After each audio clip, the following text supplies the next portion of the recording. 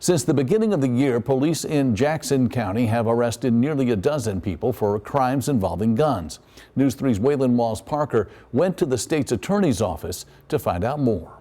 More than a dozen people have been arrested for gun-related investigations in Jackson County. And Nancy Tinajero is not surprised by that, living off of East Grand. I feel safe enough to walk during the daytime, but at nighttime I wouldn't walk out here. She moved from Carbondale from LA and says the gun violence there is a lot worse. She thought coming here she could get away from it. I think last month in June sometime. It was in the middle of the night. I was sleeping, kinda, but it was that drive-by that happened.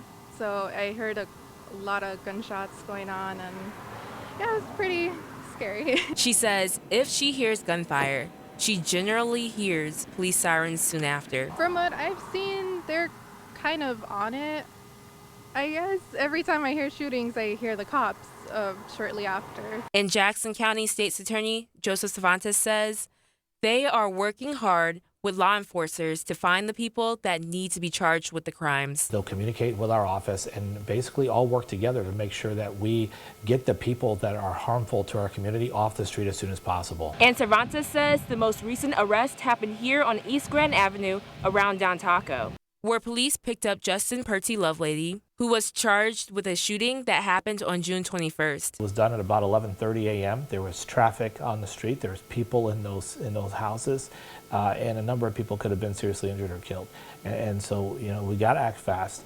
We got to get those individuals who are willing to commit those types of crimes off the street. While Cervantes says some of the crimes are getting bolder, he says community involvement has increased to help solve these cases too. We've had a lot of people stand up with law enforcement and stand up with our office and talk to us about what's happening.